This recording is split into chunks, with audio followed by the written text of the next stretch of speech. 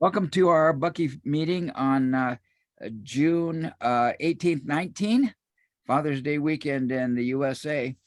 And we're going to be talking about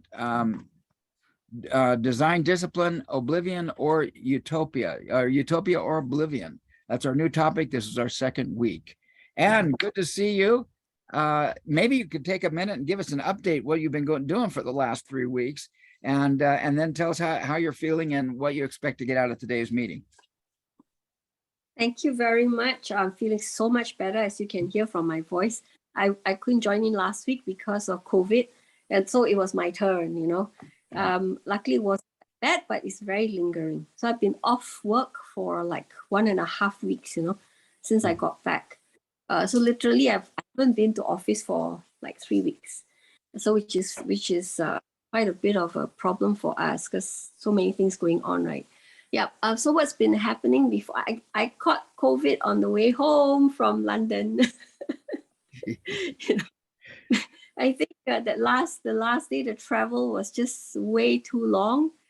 From the time we got up, and the flight was at 9:30 at night. We were up and out by 8 something in the morning. So, and then a 13.5-hour flight and coming home in another few hours before we went to bed. It was like a 30-over-hour day, you know. So it was, I think, really the toll. But the main, we met up with some ex-students the night before we left, and the next day, the day we left, he told us he got COVID. So, we're like, you know, Melinda and myself, my sister. So both of us got it. And we've been actually avoiding it for quite a while, you know, when people were getting COVID all over. But now we understand why it's so tedious. It's absolutely very tedious. Even though you're already negative, it's still lingering and it makes you tired. Anyway, but the London trip was amazing because we were right there when the Jubilee was happening. So it was very good to see people from different parts of the world being part of the event. And we don't know if we caught it there because nobody wears masks anymore, right? But the one thing that was amazing was where we were staying, which was out of London. We had no idea it was so close to Windsor, and we just happened to be there, and the celebration was going on in Windsor itself. Beautiful. And we managed to get a trip on the Thames River, right? And what happened was they did turn around the river as we were going back to where they docked. Then there was this beautiful, beautiful rainbow that just appeared right next to Windsor Castle, which was on the hill. Oh my God, river, the scene of the river, the castle on the hill, the town right in the forefront, and then this beautiful broad rainbow, full semicircle. It was just, it's one of those things I don't think you'll see again, not in my lifetime for sure, you know. So that was fantastic, yeah. And I think before that I was in Bangkok. And looks like our kindergarten is taking off there. So, but instead of the kindergarten, we realized that the IP of what we have can be taken out on its own, and literally classes can be run anywhere. And that's what is gonna move it faster in terms of the growth. So those were some of the realizations, and it's been doing more with less, doing everything with nothing. Yes, you saw it. That was front and center. Thank you very much. And John, how do you feel, and what is your what do you expect to take away today? Well, I've had a very good start to the day. I've walked by the river. The air was beautiful and clear because we had a lot of rain here in the last week. Got 1 or 2 small showers this morning, but it's largely just been cloudy, quite windy. And that was a very pleasant start to the day. And yes, I'd like to find some way of contributing to Utopia rather than Oblivion. As I say, it's been interesting this week to have the energy market suspended and the regulator take control because the electricity supply in the eastern states is on the point of collapse. So, Wow. and given all Bucky's comments about energy and the impact of how we generate it and the importance of energy to our standard of living, very interesting to see it playing out. So that's how I'm feeling and what I hope to take out of today. Joe, how do you feel? What do you hope to take out of today? Hi, John. I'm feeling pretty good. You know, it was a beautiful day here. So I was able to actually meet with some friends in person for the first time in a while. And so that's always giving me energy. You know, it's people are becoming a little bit more comfortable about getting together. So that's you know, that's something that's important to me. I need that human contact. And you know, Anne, thank you for sharing your story. It was fantastic. Very much appreciate that. And as far as today is, you know, I'm looking to continue on this journey because actually I had a conversation a little bit about what it actually means to be a comprehensivist earlier this week. And a lot of the thoughts that I had actually, when I was talking about what it means to be a comprehensivist, I thought of an example that was that we covered last week with the idea of a tractor, you know, and this idea that, well, it's not just a seat on the tractor, but you're worried about everything, all the processes and the reason the tractor exists in the first place and everything that goes into what the tractor's output is. You're worried about what the, you know, the canning process, you're worried about the land, you're worried about all these other things within the system. So you're thinking about the whole. That was the overall point that I was trying to make. And I find so many times that people just focus on particulars, just their particular problem. So I think that, you know, having a design strategy that helps us move closer to utopia is something that I'm eager to have a discussion about. So Steve, my friend, my good friend, how are you doing? What are you looking to take away from today? Unless you're the most, you know, still person in the world. Yeah, that one you're, froze. yeah. And I'm afraid of that. So let me come back over here. Here we go. Now I'm on my my phone. You should be able to hear me, right? We can. All the evils of men come from his inability to sit still in a room, I believe is what Pascal said. So now you've actually just cured all the world's evils. Yeah, let me see.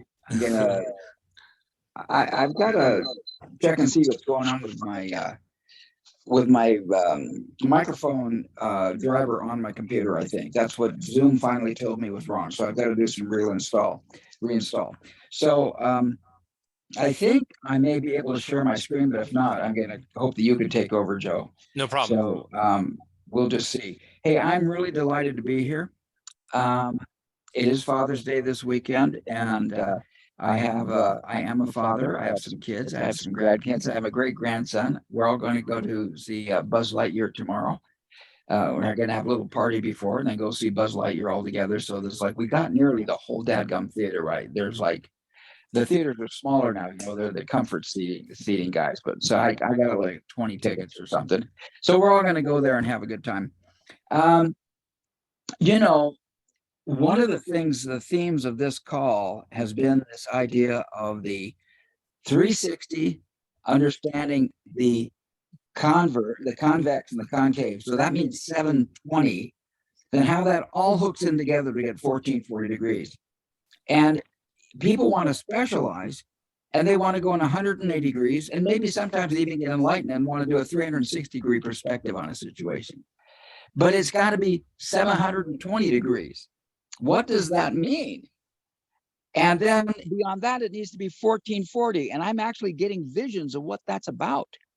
And it's kind of the vision of the Jungian concept of working with the shadow. And that most people aren't willing to look at the shadow or think about the shadow.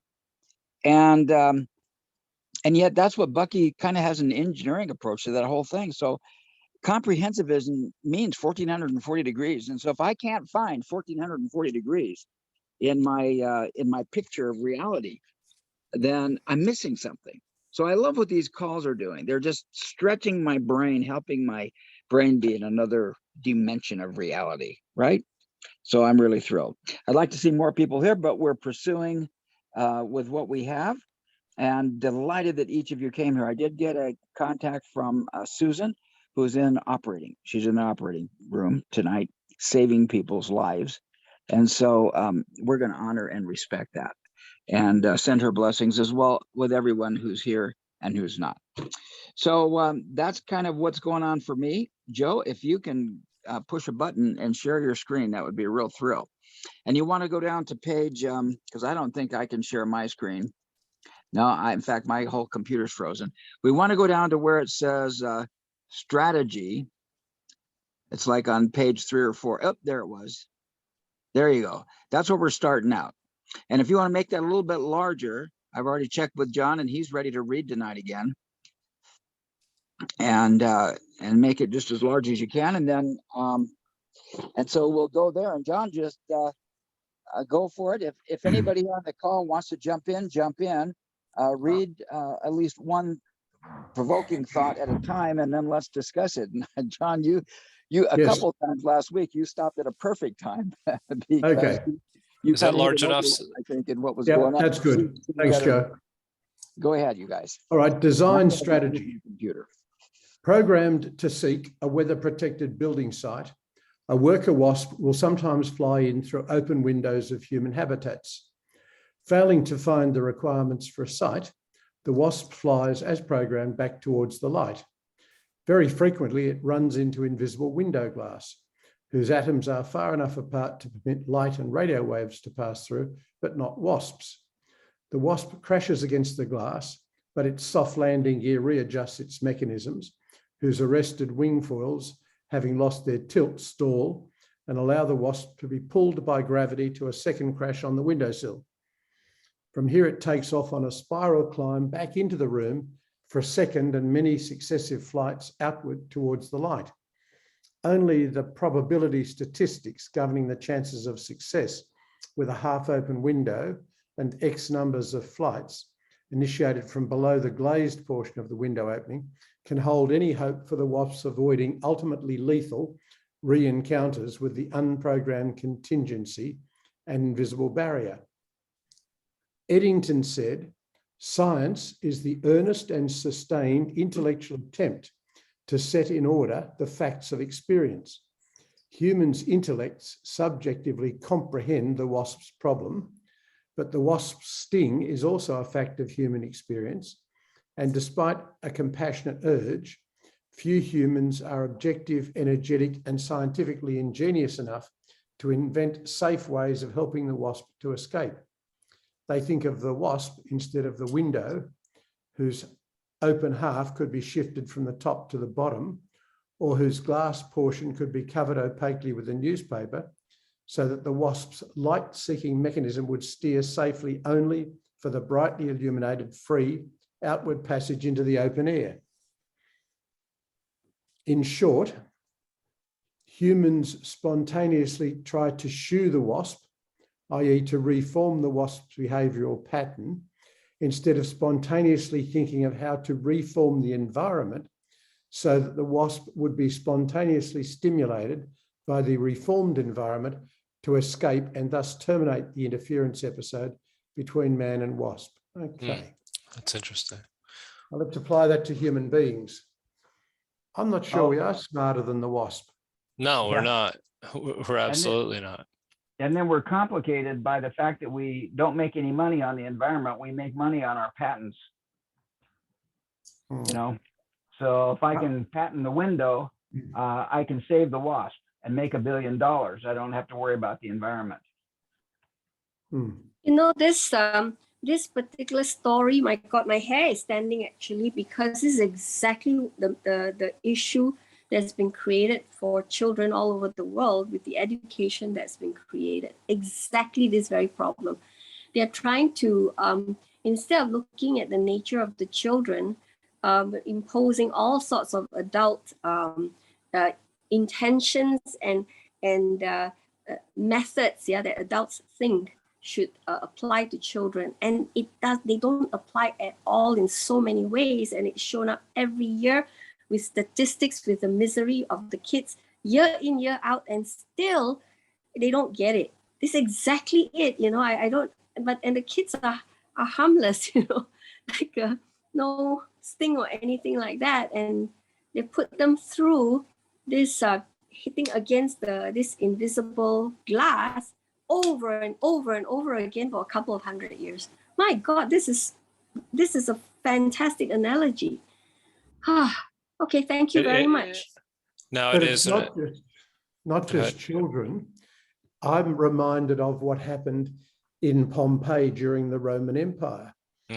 Apparently, after a number of volcanic eruptions, the Roman emperor, issued an edict that all Roman citizens were to vacate the city of Pompeii for their long-term safety, but the locals didn't want to leave, and so they made life very difficult for the emperor. And he eventually withdrew the edict and said, look, take it on yourselves. If you want to stay in Pompeii, so be it. And we all know the outcome. They died under the ash in Pompeii. So humans, I wonder why people continue to live in areas of constant flooding or constant volcanic activity, when history shows it's very unsafe to do so. But, my parents lived there and my grandparents, and it's too hard to move. So I'll stay there despite the risk.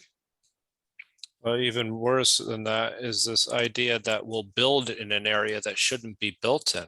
Yes, yeah. And that is primarily because we have this short-term thinking of just, okay, I can put a group of people here or have a town here, even though a town maybe ought not be built on, or built. The area should not be populated, but we go ahead and do that anyway.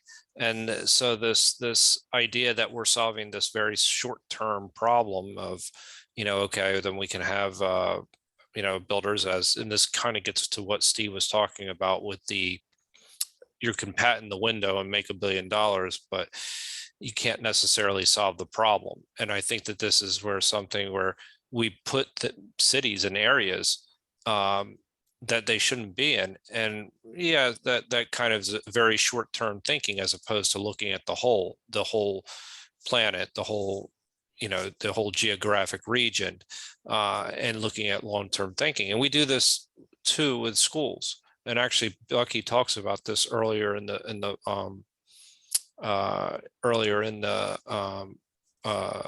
passage that we were reading last week. He talks about this whole need to we have to think about educating ourselves differently. We have to think about how to learn. We need to learn different disciplines as opposed to becoming too specialized. And what happens is that this specialization is just solving this one particular problem as opposed to actually incorporating a holistic solution. Yep, absolutely. So I do a lot of real estate. I'm sorry. Go ahead. No, okay, I do a lot of real estate consulting still. And, we talk about the weather and things going along. I have clients who have properties that are no longer, the insurance companies are not willing to insure them. Yeah, we have that in Australia now. Do you? This lady has a 20-year roof. She's 15 years into a 20-year roof, and the insurance company will not insure the property. She has to get a new roof, even though the company's willing to insure it. So even though she's on a lifetime guarantee, it's not new enough for the state, and they're not going to take the risk. And so the insurance company's not taking the risk. Tons of people are having their insurance canceled. Oh. Wow. I have a lady who's disabled in Maryland, a client who's disabled in Maryland. She's not able to get car insurance or house insurance because her disability increases the odds of her being involved in a wreck. So she's no longer insurable, has to find special insurance. So that's one way to solve the problem, right? Well, pull flood. I mean, you could pull flood insurance altogether. I mean, and that would actually that would solve the problem. But that's a whole nother. But to show you that even that can be how the incentives can be so perverted. They, a lot of times you pull the flood insurance, and people have to pay their own insurance, and it's all of a sudden you have an extra payment essentially. And there are people that have places in these flood zones, like, or near the shorelines, and all of a sudden that's their second home. That really doesn't matter, but there's a group of people that it's not their second home, it's their primary home. And all of a sudden you change that role, and they are unable to afford their houses. So, it's not just, people that have secondary shore homes. My point being, most importantly, is that you have to look at the whole and who's impacted by these decisions. Especially once you make a decision to build in a certain area, how you're actually going to, manage the transition away from living on coastlines. That's a little bit convoluted, but anyway, I'll leave it there. No speakable content can be found on the screen. That was my phone. And I'm gonna just throw in one more thing. I distracted myself because I didn't want to talk too much. Let me think if I can remember what it was. Oh, there are communities that are actually designating areas that they're focusing on buying them out because they're in high risk flood areas. So there are communities that are acting progressively or proactively on the situation. I remember the thing I wanted to say. One of the problems in America, our rents are going up sky high. And the reason why is 5 years ago, in the crash of 2008, hedge funds started buying up low-end properties. And right now, the biggest buyer for properties under $500,000 in the United States are hedge funds, who are buying those properties for rentals, and they are absolutely making rentals impossible. And I'm a big believer in free enterprise. I believe in free enterprise, but I wonder about that kind of thing. So there we go. Side issues. Well, they're not side issues, they're fairly important issues. Yeah. And in Australia, we at the moment have a real shortage of rental properties available. It's very hard to find one, and rents have gone up. And I mean, accommodation's a fairly important basic need. If people can't get accommodation, when you go back again to Bucky, who said the way we build homes is very inefficient, wasteful of materials, adds to the cost. And most Australians have got either a full brick and tile home or a brick veneer and tile home, or perhaps an iron roof. But we've built a couple of transportable homes built in a factory and then delivered on site. They're cheaper, faster, and quite good quality. I think there's a real need for us to be looking at more efficient, lower cost ways of constructing housing and making housing available. But it hasn't been a priority. Very good. I have a question here. Because now there are just four of us here, I think it's a good time for me to ask, because I don't know, you all know that I'm doing education, but I don't know what each of you do in your I guess professionally. And so I'm getting some info here, like Steve, you are in real estate, and John, you are looks like you're part of this development, changing the way development is done. So would you all like to just give me a little bit, if you don't mind, before we go on? So I'm a lawyer. I have my own legal firm. I've been working in the law for 55 years. And my wife and I have some real estate investments and have been doing a few different things over the last 15 years, including building a couple of transportable homes, or not building them ourselves, but buying land and then putting transportable homes on the land. And I would like to do some more of that.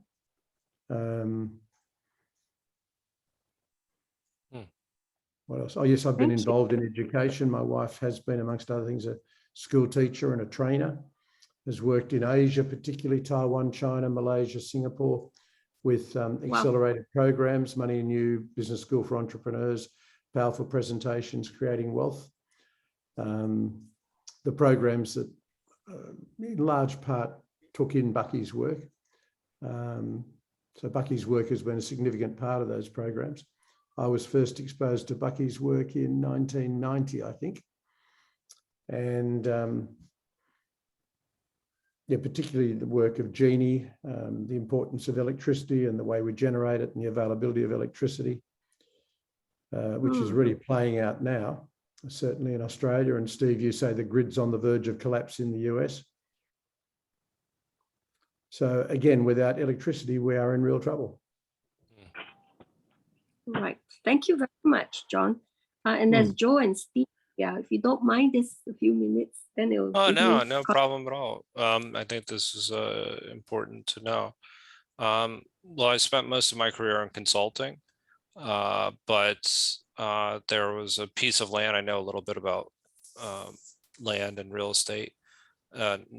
I know about 1/100th of what Steve knows. So that's but that's still a lot then. And so, but one of the interesting things about this, I currently work for the Department of the Navy and just work in business operations. And I like to think about doing more with less all the time. But that's hard to do in a big enterprise sometimes. But, you know, bringing back to something that John just said, if I had had exposure to Buckminster Fuller or an entrepreneurial program at a younger age, I'd have been in a much better position. There was a piece of land that I had an opportunity to do some work with. It could have been truly regenerative. It was one of the top tree farms in the state of New Jersey in the United States. And I really couldn't necessarily think holistically at that particular moment in time, what to do with the land. It was, severely constrained, but the constraints were good constraints. And the constraints should have been a way of me thinking about making a regenerative system. And it could have been a very effective piece of farmland that would be producing, a lot of good, a lot of good materials for both, for local communities, and it had a lot of water, a lot of potential on it. So but I did study what builders do.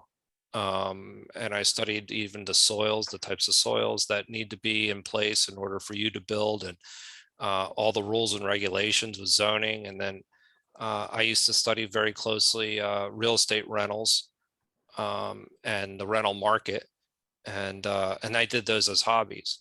But my primary job has always been consulting for the Department of Defense and organizational strategy. But I just wish I'd been exposed to some of the programs that John had just talked about, because I think it would have changed my life. So I will say that I can appreciate what both you and John do, or John's wife, I should say, do, as far as I appreciate what you do too, John. I think lawyers play an important role in the world. But it's very evil sometimes. Exactly. You took the words out of my mouth. I didn't want to say it, but yes. But no, I appreciate that, because I look at that and I have a lot of envy. So, but I need to be grateful for the time that I've been able to been exposed to this group. So, Okay. Steve. Thank you very much.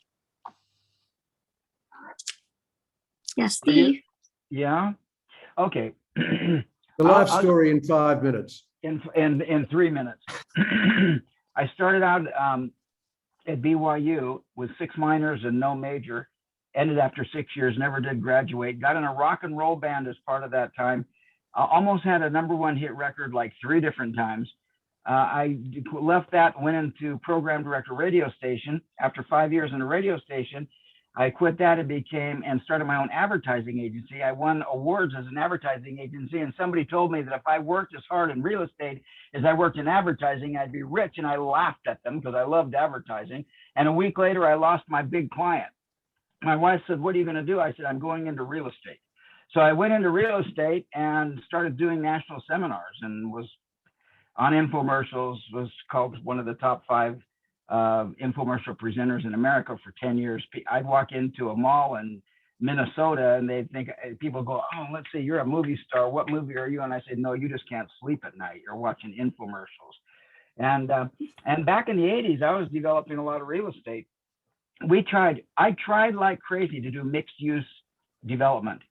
I tried to get the banks in Utah and any funders around here to allow us to put like commercial on the base floor, office on the second floor, and residential above that. Couldn't get anybody to move. It took You're 20 ahead or of your 30 time. Oh yeah, it took, and I lost interest in it because it was just so, you had to sit in a certain model and I have to create stuff. So about 3 years ago, I was deciding I'd solve the world's problems, and having done 30 10-day Vipassana meditations with 9 days of silence. Having done 30 of those, I decided to write a book on mindfulness and meditation. So I've been spending the last 3 years writing that book, and that's my big goal. And the next year, I want you guys to like promote the crap out of my book and to give me feedback on it before we promote it. So that's what I'm doing. Oh, thank you very much. No, I've got context. Yes. Cool. So yeah, carry on. Yeah. Okay. So Anne, tell us a Thank bit you more about yourself. I know you're an educator. Yeah. Oh, okay. I actually have been teaching for 35 years. And it was, and I never wanted to teach, ever, So I kind of fell into it and never looked back. But I think what was driving me at that time when I didn't want to teach was looking at the public school system. But I didn't think that I could go into teaching in colleges, right? Grown students. And it was there that I started, I was looking at so many things that just didn't make sense, yeah? One after the other. And I'm a language teacher, right? So even teaching language is not making sense because I'm sitting right here with 3 people who are native speakers of the language, right? And here we are teaching it in a manner that doesn't create native like first language speakers, right? We were creating second language learners, right? So of course, after 11 years, it was really bad, but one after the other, and I started working on fixing those things. And lo and behold, that we got to this point. But it was all the things that didn't make sense that I was working at. And it's tough because in Malaysia, we're swimming against the stream, right, of traditional education. But we didn't care about that. We just focused on those who got it and was right there with us all these years. So there we have it. That's where I'm at now. So right now we have 3 international schools. I started from my dining table in my house when I decided, you know what, I'm stepping out of the college to do something about this. Yeah, I started from my dining table, and there were 2 classes where I had only 1 kid in the class. And then so you started your own private school then, Anne, from your dining room table? Is that what you started? Wow. Wow. No, I started English classes from my dining table to fix all the things that didn't make sense, right? Because I realized that my first language is actually English. Both my parents speak English, right? Yeah, they were missionary school students. And so I was like, I never learned English this way. Why are we teaching it that way? And why am I teaching in college this way? It's not making sense. So that's why I set out to fix. And then there's so many other problems. And so we decide, look, well, let's if we could do a school, I think we can do it much better. That's how it started. And we went to a little homeschooling center in this small little kindergarten building, turn it into a little school. And then after that, we ended up growing that. And now we've got 3 international schools that we own. And Wow. and we have we set out to change education. And we spend a lot of money on our own bootstrapping ourselves. But I think to the tune of 30 million ringgit of our own money. We just kept pumping it back in. We didn't want to take in investments because we knew people would tell us what to do. Right. And so we're doing what I feel that government should be funding, but we're funding it ourselves, right? Wow. But now we're looking at funding. people are talking to us. Yeah, so that's where we're at. Good That's for you. sustainability. That's sustainability that you just hit on. Yeah. So Good. thank Are you we so all much. complete then? Yeah. Go ahead, Yeah. Joe, and share again. I cut off because I thought it might be fun to see our faces as we were sharing. There we go. Go ahead, John, when you're ready. Okay. The unprogrammed lethal frustration of wasps lends insights into many of humanity's present-day frustrated behaviours. The human's same fear-frozen subconscious reflexes, usually mistakenly identified as apathy, plus their ineptitude in not seeing what to do about the wasps, is often redisplayed in their apathy and ineptitude in dealing with humanity's own sensorially inexplicable dilemmas. Better than 99% of humanity's frustrations are occasioned by surprise encounters with the almost completely invisible evolutionary transformation trendings of human ecology and the letters environmental transforming. I wonder if that should be letters, but anyway. Also invisible and inaudible are the universal evolution's information generating and distribution systems, which, if adequately tuned in and integrated, could warn mankind of such trending as may be negative or even lethal to future human existence on Earth. Okay, that's interesting. Food for thought. So shall we discuss or keep reading? Well, I like this idea of the fact that the people's frustration, because we talk about the MAGA people in America, we talk about the silent majority. But what I see is this idea of this frustration that is, we see it as one thing, but it's actually just a result of this kind of unprogrammed, lethal response, unprogrammed lethal frustration in terms of our fear-frozen subconscious reflexes. And I think that's really what it's all about. So I thought that was pretty profound. Mm-hmm. It's usually mistakenly identified as apathy. That is so cool. Yeah, I really like this too. Go ahead. Yeah. You pointed out this is very significant because this is something I realized over the years. Malaysians seem very rude when they're on the road, right? The drivers, because they don't thank you, they don't just wave and or let you go and all that. And I realized that they're actually scared to be polite. They don't know how, they're too shy, so they just don't do it. They can't even, they're too shy to even raise their hands to just wave or to even smile and gesture. That is very, very Malaysian. So this fits really well with that. Yeah. And people are doing, sometimes we assume it's apathy, but it's not, they just don't know what to do. Interesting. It's more ignorance than it is apathy. Yes. Well, I like the way you said it's subconscious fear. It's not so much about ignorance. It's just, I'm afraid. I don't understand. I'm in PTSD. I'm in shock syndrome because of what's going on. And so I'm just in this subconscious fear. It's about survival. So I really like the way he put his finger on that. That's good news. Cool. Shall we continue? Yeah. We may bring thousands of wideband radio sets into any room in any building anywhere around Earth and tune each one in on different radio programs, all of which thousands of simultaneous programs are always invisibly permeating and present everywhere within vast distances of space outward around Earth. However, humanity's technical discovery and use of some of nature's invisible communication systems does not mean that he comprehends the universal evolution. Half the messages sent by humanity contradict the other half with respect to transpiring history. During the First World War, for the first time in history, industrial man's ecological transformation process entered into a comprehensively operating program which went predominantly beyond the sensorially apprehended ranges of human experience, experiments, communications, and realizations.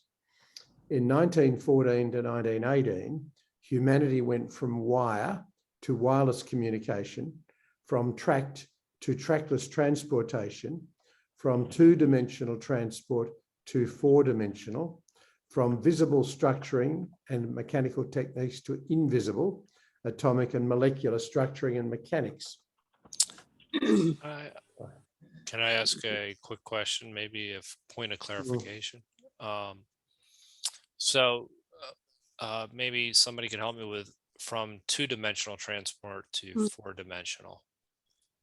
I think aeroplanes. Okay. I mean, we had planes taking part in the First World War. I mean, they hadn't been around all that long. So there was certainly development in the use of aircraft. They'd never been used in combat before. Okay. Yeah, that And would make so- sense with the time frame too. Go ahead, Anne.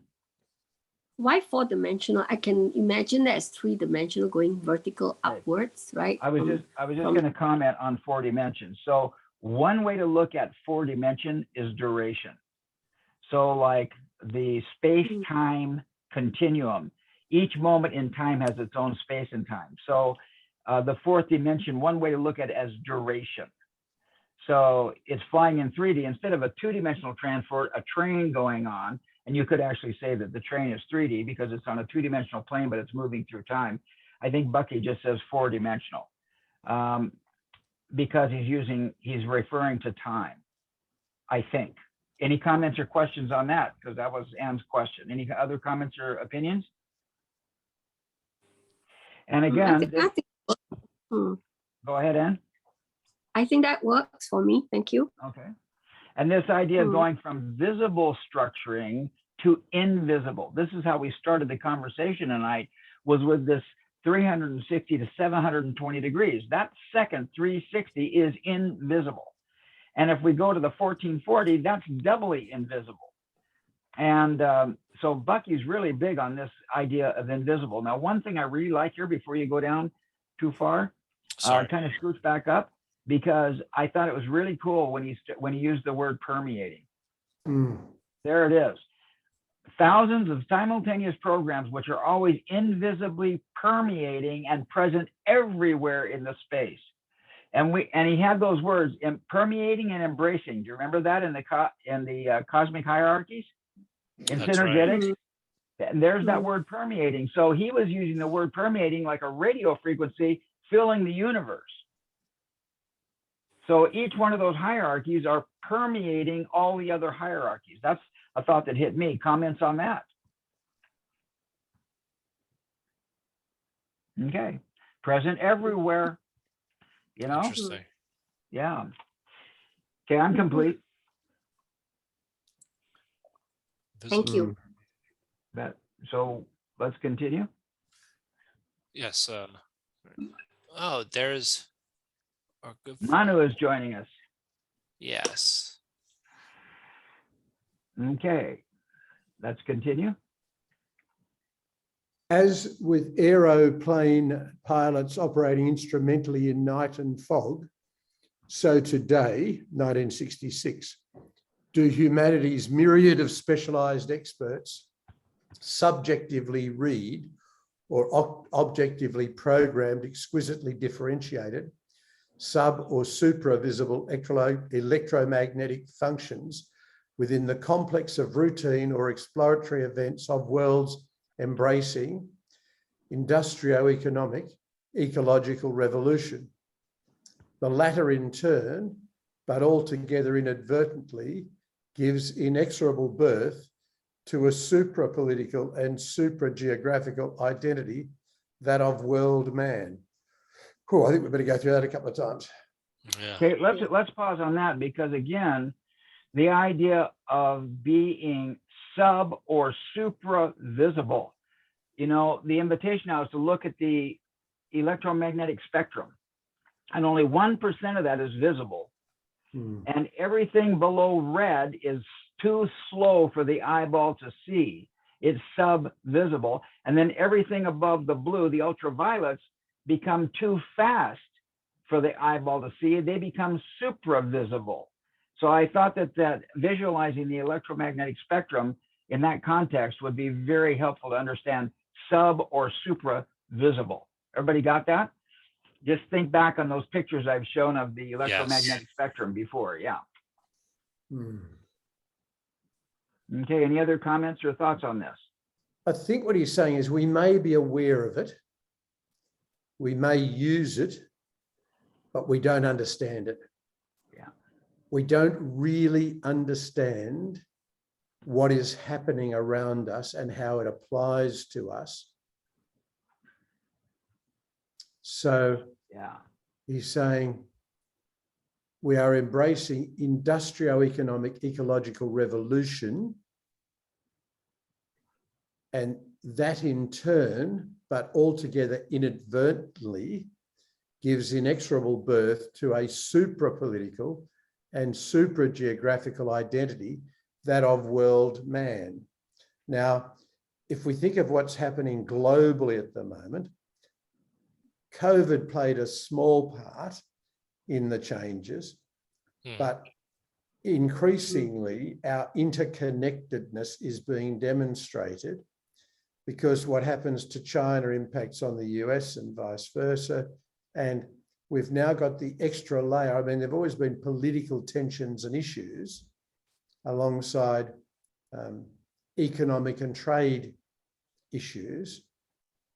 But what's happening in Europe, what's happening in Asia, is increasingly giving birth to a supra-political and supra-geographical identity. So... Agreed, and we don't know how to handle it. No, we don't know how to handle it. That's very true. Yeah, we're looking at Macron here, who's getting his problems in France. We look at Brexit with the Brits. We look at Trump, and we look at China and this big threat about China to the Western cultures. What threat? We just don't understand it, right? And China's seeing the Western civilization as a threat. They've always seen it as a threat. Of course, I think Chinese kind of see religion as a threat, and they want to see everybody Lao Tzuing, right? So I don't know, but here's the thing: a myriad of specialized experts who are subjectively or objectively, in other words, maybe unconsciously or consciously, we've programmed expertly differentiated, in other words, uniquely different ideas on how to put things out. And we don't really understand the context because we're dealing in something that's not visible, a super political and a super geographical identity. It's unavoidable. There's new world order. We can argue about it politically, but as long as everybody has a telephone and somebody in Podunk, other side of in Ohio, can suddenly be the #1 trender on TikTok or Instagram, or somebody in Malaysia or somebody in Africa, it is a supra-political, supra-geographical identity. That is for sure. Comments, questions? Good, Mano, you're here too, right? Yes, So sorry. Feel free to jump in. Good morning. Good morning. How you So doing? I'm just listening. Well, I don't know what excuse I have now. I really It's don't. okay. You don't need one.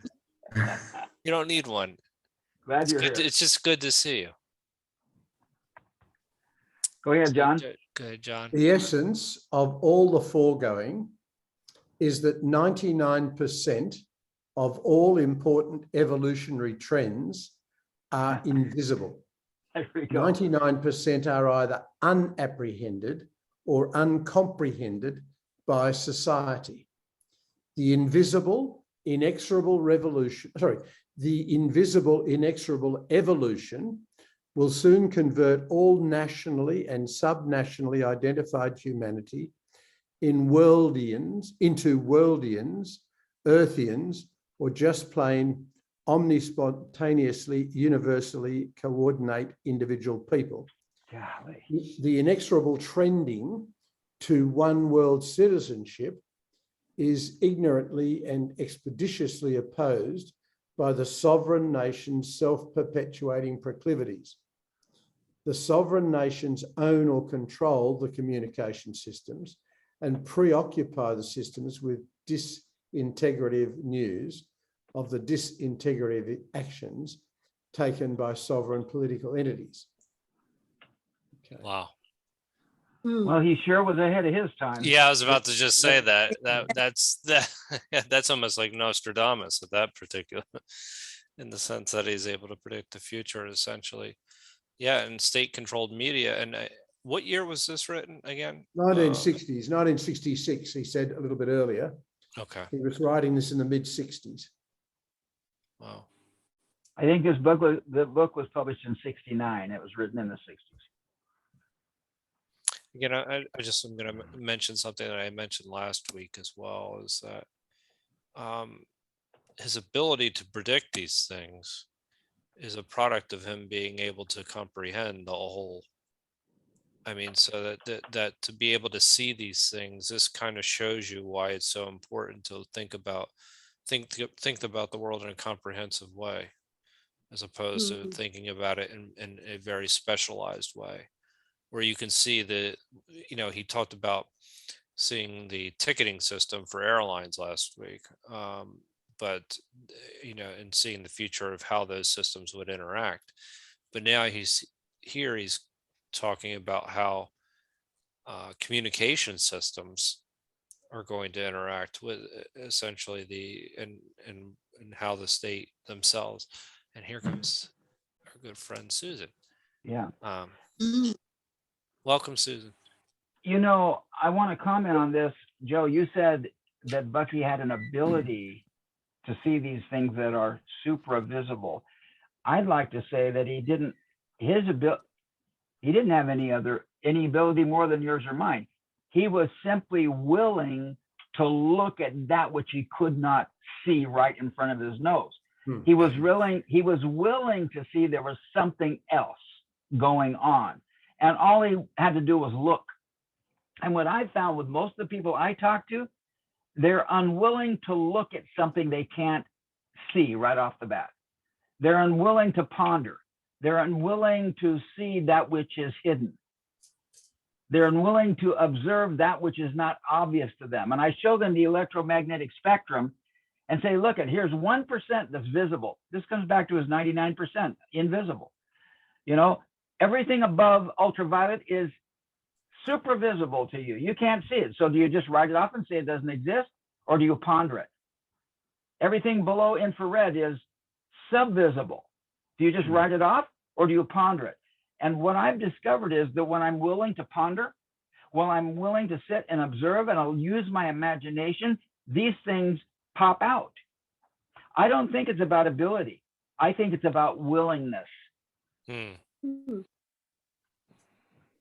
Okay. Willingness for what? Willingness to look at that which is not obvious. Which is invisible. Willing to listen to Manu talk about 1440. We were just talking about 1440 a minute ago, Manu.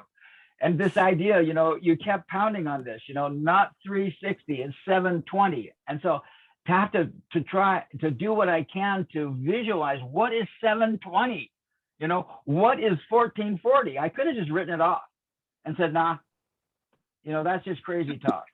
But I was willing to look. That's what I'm talking about, Manu. What do you think? Yeah. Yeah. Okay. Any other comments? But the comment I put there on the chat, in the chat box is the necessity to always start with the macro. Yes. Always. So the first division of the world is between the macro and the micro of the universe. And if you want to have any problem of any sort, you really want to start the most general possible. And that is the macro. That's right. And then to calibrate from there. Yeah. I mean, from there, you define your irrelevancies. Those that are too large and too infrequent, and those that are too frequent and to be calibrated. And then you have what you call your relevant, I would call it zone. And that's where you start having what you can call your thought structure. And then you'll be able to isolate the most important parameters that allow you to comprehensively bound your problem. And then find a solution that is the most relevant. According to what Manu just said, and what Kelly has always talked about, this idea of starting from macro and then realizing that anything I am seeing is a subdivision. I divided in order to get there. Because I like to look at some things and say, oh, that's overwhelming, that's big, that fills the whole universe. No, that is part of the universe, and I got there by dividing. There is something else bigger than that, and something else smaller than that. When I look then at both ends, that's why I love these circles of irrelevancy that Manu referred to. Those are really profound because they invite me to look both in and out, both out and in, both big and small, no matter where I am. No matter how small I am, there's something smaller. No matter how big I am, there's something bigger. I'm complete there. Any other comments or questions? Okay, John, you want to? Oh, go ahead, Anne. Sorry, I just want to add something here because there's a lot of relevance as well to what we've decided to do. And one of the things that in our school is that we train our teachers not to start from the beginning, right? And never to start from a detail, but to start from a big picture. So this is right there, the macro. I love this. And it's so absolutely true. You go into the little thing and to start from the beginning. Kids don't see it. You go for the big picture, you get them excited. Then you go backwards and dig into the details, right? So that is very relevant. The other one I just want to add as well from the discussions today, the 1440 degrees, right?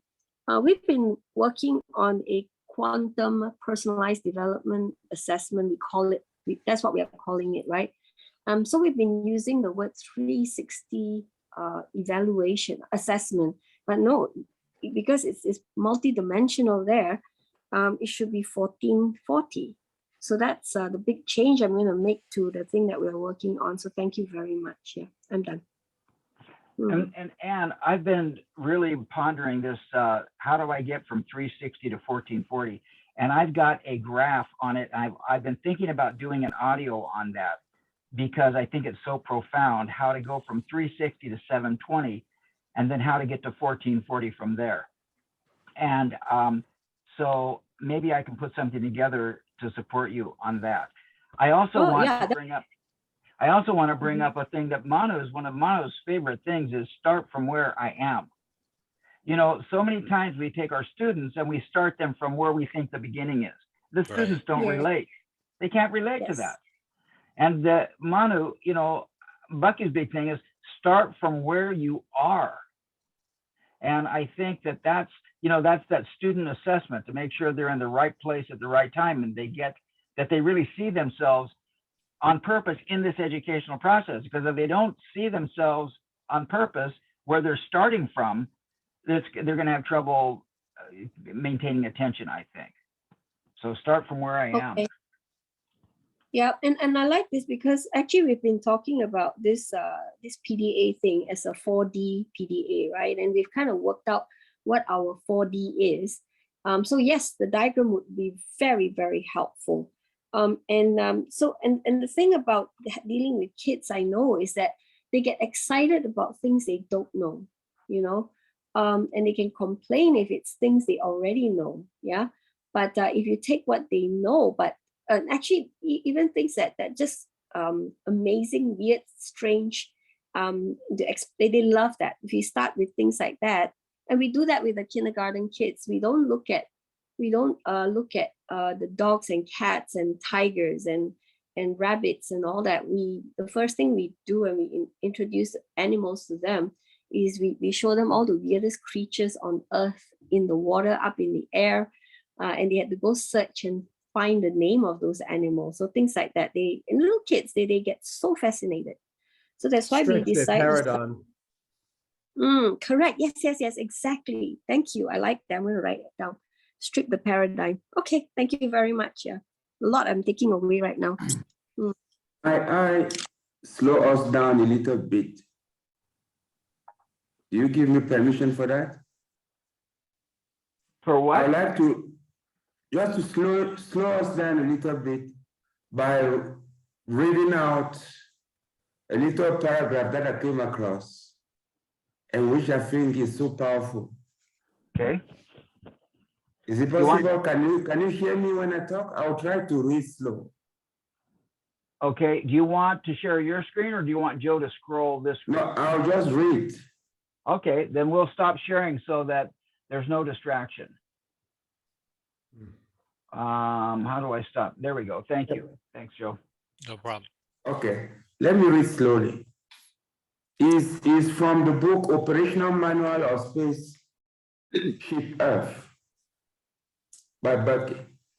And then in chapter 6, it talks about synergy. Say, we will now tackle our present world problems with the family of powerful thought tools. 1, topology. 2, geodesics. 3, synergetics. 4, general system theory. And the computer's operational, I'll call beating. So number It's 1 was BITT. topology. What was number Yeah. number 1 was topology. What was number 2? Geodesics. Geodesics. Okay, I'm hoping I'm Number spelling it 3, right. yeah, geodesics. Number 3, synergetics. Okay. Number 4, general system theory. What? General systems theory. General systems theory, All right. like E equal mc squared. That's the general system theory. Okay. And computers operational beating. Let me put it because BITTING. And that's number 5. Yes. BITTI. NG. It comes from beating. Okay. Okay, biting. I see. Computer biting. Is that what you're saying? It's BITTTTING. Yeah. Okay. And he's talking about bytes, BYTE bytes, right? But he's calling it. Yes. Do you say byte or a bit? I'll say bit. Is it BY? BITTING. BITTING. Okay, good. Okay. To ensure our inclusion of all the variables with which we must eventually deal, we will always start synergetically with universe. Mhm. Now that universe is defined and thus provides us with the master containment. And I could read you the definition of a universe that he has, but let's continue first. We will then state our unique problem and diverse ourselves progressively and definitively of all the macro irrelevancies.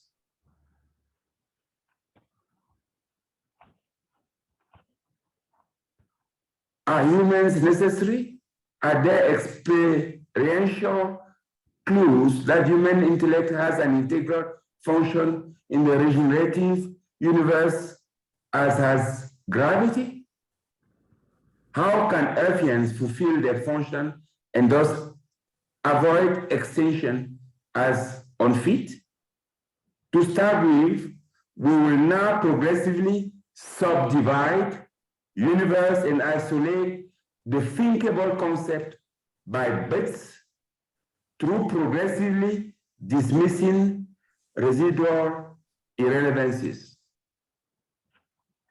Our first isolated bit is the system, which at maximum is the starry macrocosmic and at minimum the atomic nucleus. At maximum is all the stars, the most expanded. At minimum is the atom nucleus. The second bit reduces the macrocosmic limit to that of galactic nebula. The third bit separates our cosmic radiation gravity and the solar system.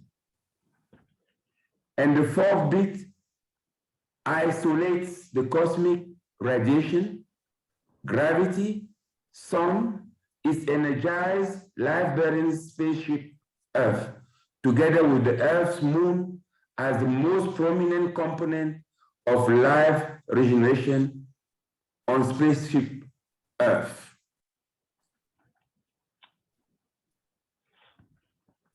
Right? I could continue. Maybe we should have this be a reading, Manu. Maybe we should have it so everybody can get access to it. But if you want to finish up an idea, please go ahead. Okay, and then he say, I would like to inventory rapidly the system of variables which I find to be far the most powerful in the consideration of our present life regenerating evolution aboard our spaceship, as it is continually refueled radiationally by the sun and other cosmic radiation. Thus, we may, by due process, suddenly and excitingly discover why we are here alive in universe and identify ourselves as presently operating here aboard our spaceship and situated aboard its spherical deck as, for example, Washington, D.C. I'll stop here. And then to cement this, I will give you what he calls, have you listened to what I say? Did you get anything?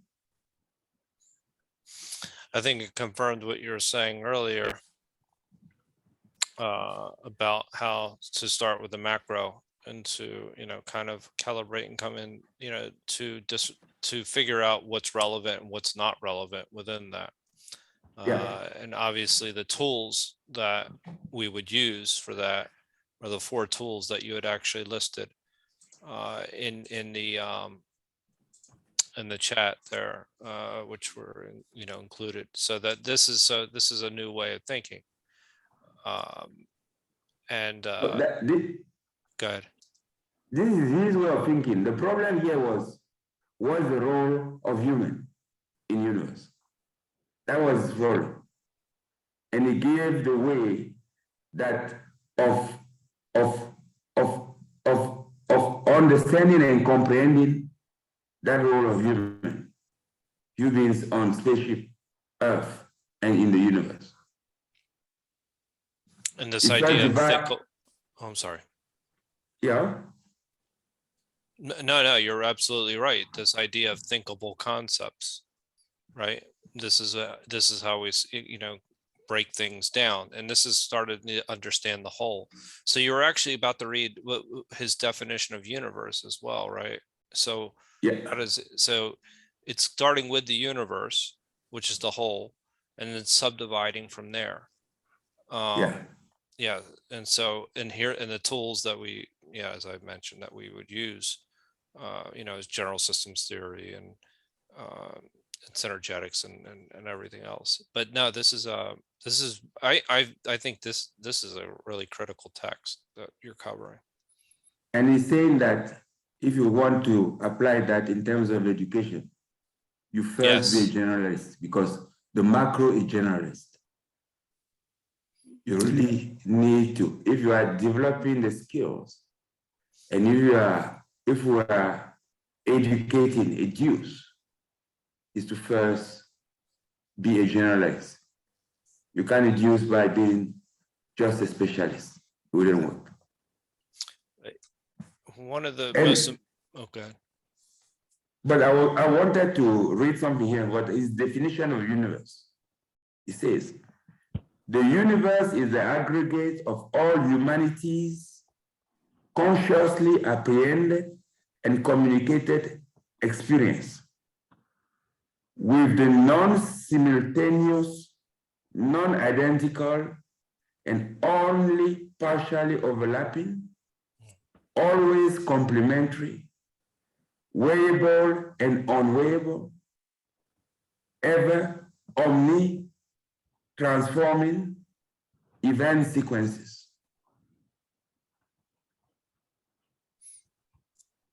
So do you understand now that the only,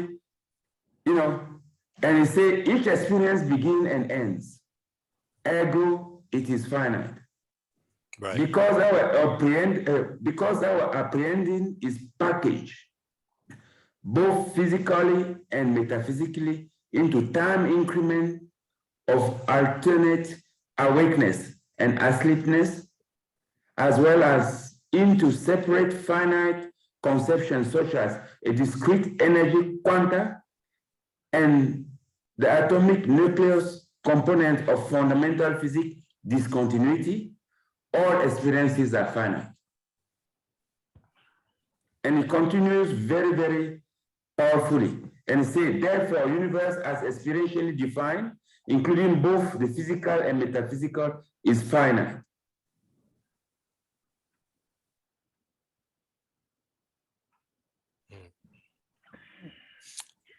So the very notion that there's always cycles, right, and we can only see patterns, and what is visible always have something that is invisible. It is a phase.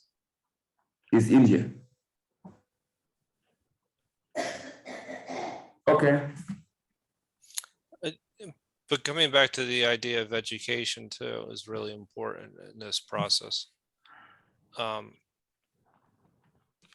Because he actually talked about it in here with this information with in Utopia and Oblivion, but he also talks about this in Spaceship Earth. The idea that we pollute our thinking and pollute our minds is a really important point. Is this and he basically, he uses the water and the air as a metaphor, but he says we also pollute our information and our understanding, and this pollutes our ability to come up with solutions. So even though we're starting from the macro, it kind of comes down to we still have to be able to sort through these irrelevancies, and our inability to sift through those irrelevancies is based on the fact that we're thinking in a more specialized way, as opposed to thinking about in terms of the universe, starting with the universe, the idea of the universe.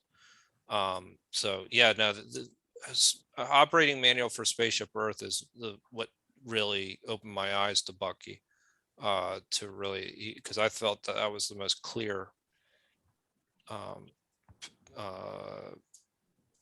It's not a book, paper, or whatever you want to call it, that he's ever written. So to me, anyway. You know what? I've come to think that our role as human, as humans, is to think and to feel. Right. Because the computer, in terms of computing, will always be better and will compete. So there is this duality of human and machine. And our role is that of thinking, of being generalists, thinking, like Einstein did, and feeling. You see what I'm trying to say? Yes. So it is also think and feel is another duality that is characteristic of humans. A computer cannot feel. A computer will always be best as computing, as putting the bits and putting them back together very quickly. But somebody has to say, to feel and to see what it means. There's another systems thinker that's excellent in this area. His name's Russell Ackoff. And he just talks about a hierarchy of data, and the importance, what we're talking about here is thinking and feeling is wisdom, because this is just like having applied knowledge, essentially. So that's, I don't know, that's one way of thinking about it. I actually think that that's probably more. I've heard people say that Bucky said that human beings were problem solvers, and I always thought that was coincidental to just the experience of feeling an experience, of having an experience. I've always thought that the reason I, as a human being, came to this planet and other people came to this planet was to have an experience. It's one thing to understand the physics of how to ride a bicycle. It's another thing altogether to feel riding a bicycle, to actually ride the bicycle and have a certain central nervous system response to that experience. So I think that part of the discussion is a lot more relevant for me in terms of my individual purpose. But now we're approaching this time. Where did we leave off? Joe, I'm going to ask you to send me or just maybe show a screen and show me where we left off, or do that just afterwards. Take that last paragraph and send it to me. Where is that? Where we are up to a century ago? I want to say that, let's say possible if you have. John just stepped Yes, away that's from where me. we're up to. Okay. All right, good. So I'm going to mark up to there, and we'll pick up to a century ago next time, and we'll pick it up from there. So we're going to call it an evening. Anne, how do you feel, and what's your takeaway today? You've had some good thoughts or comments. What's going on for you here? Actually, it's quite scary that I actually understood Manu. At least, like last time was like out of what was read, it was, I probably wouldn't have understood like almost 100% of it, right? But the part where he read, I could actually understand about 40%. That makes a huge difference. And when you gave us the definition of the universe, like, thank you so much, everybody here, for spending the time week after week to break down every word and everything that Bucky is saying in a short little paragraph. That when you read it out again, it was like, whoa, everything was just clicking in. So it was really powerful. Like whatever we read today was clicking into the universe, the definition of the universe. So that was really powerful, and that was my big takeaway. Thank you very, very much. Yeah. And so yes, Joe, how do you feel, and what is your takeaway today? I always feel privileged to be here, I just want to thank everybody for their input, and I want to also thank Susan for being here.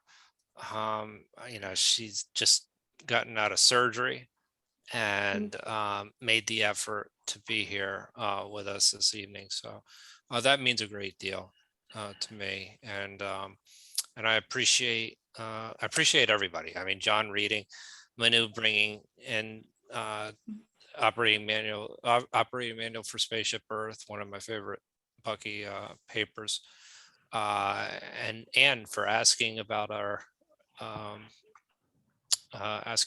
backgrounds, and Steve for leading the call. So everybody, I'm very, very grateful for everybody. And I hope Kelly is feeling better. And we're thinking of him. You know, for me, I have a lot to take away. I mean, come back to the idea of education, but I really like, you know, how sometimes when we're looking at this, the idea of starting with the macro and how to calibrate and thinking about the circles of irrelevancies. I keep coming back to those all the time. And they've actually provided me more and more insights. And I think I got even more of an insight tonight, what it means to truly calibrate, but also what is visible and what is invisible. We've been down that road quite a few times, and it makes sense thinking in terms of 1440. But seeing it in terms of how Bucky was able to actually synthesize his ideas and actually predict the future fairly accurately, sometimes scarily. So, you know, it's almost scary how accurate he was.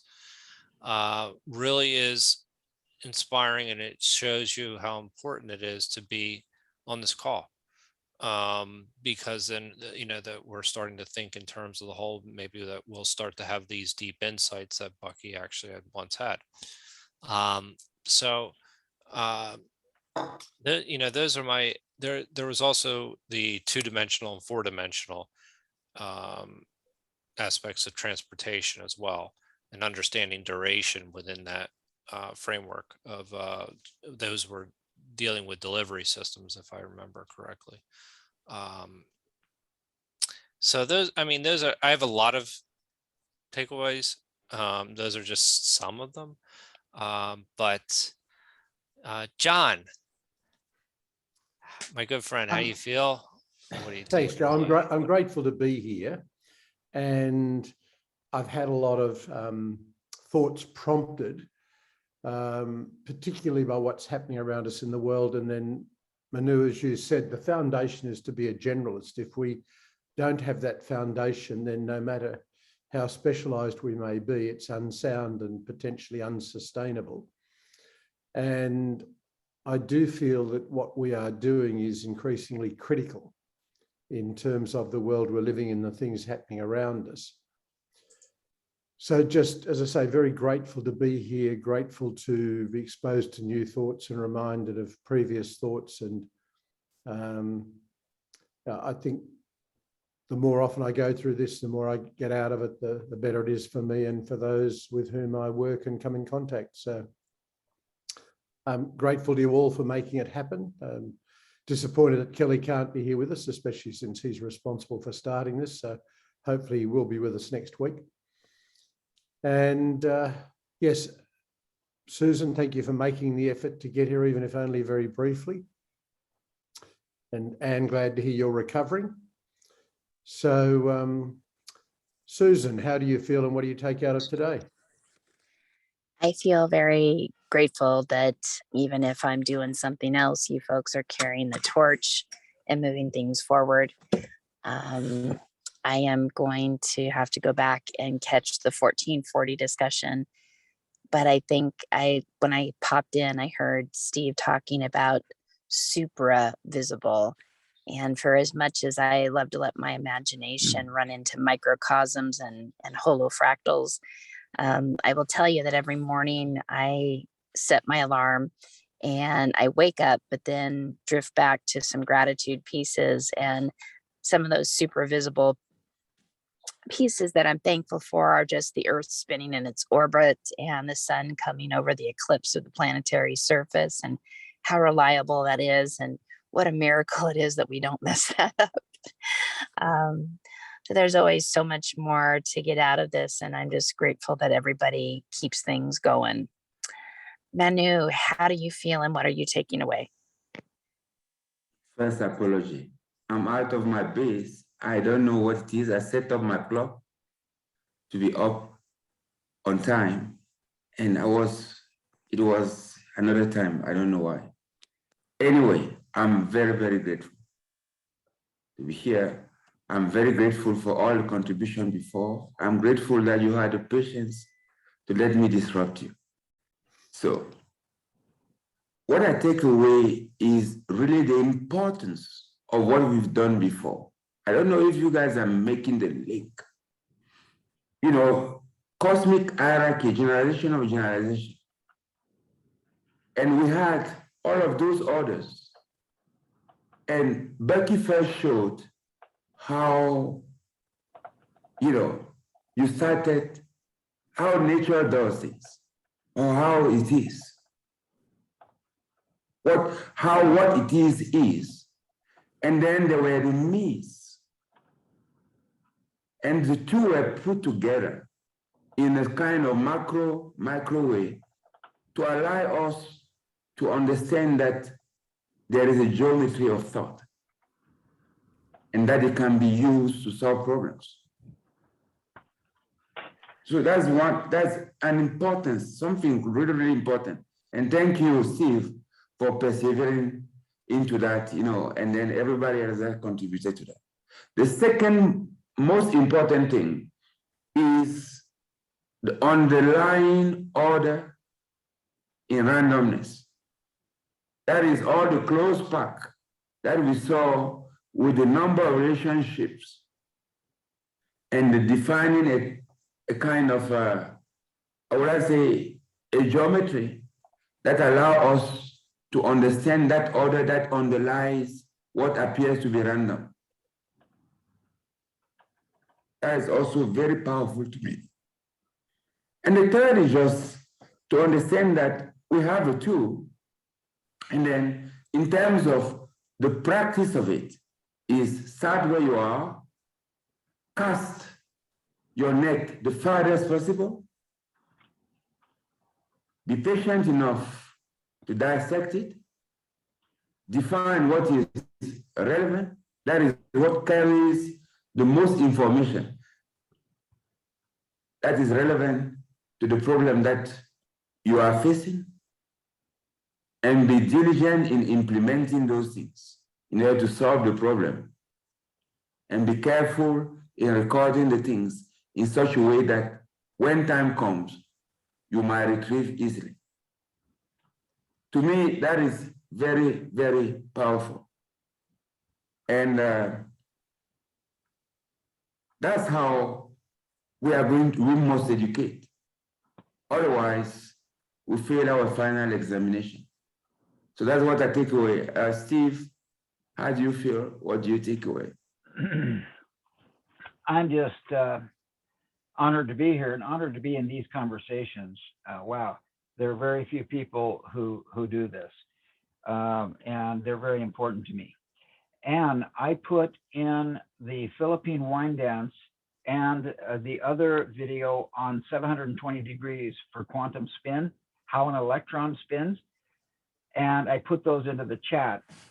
And I just want to say that reality, the way I know it, exists because electrons rotate around neutrons and protons. That my physical world exists because of electrons, and electrons only exist at 720 degrees. Without a 720 degree electron, there would be no physical reality. So suddenly I've come to think of the 720 degrees as like foundational. And just in a nutshell, I would say that the 720, if I'm a teacher and I have a student, I create a 360 degree communication with a student. I ask a question, they give me back an answer. But very few people think to ask the student for their, having gone through that communication, what goes on for you?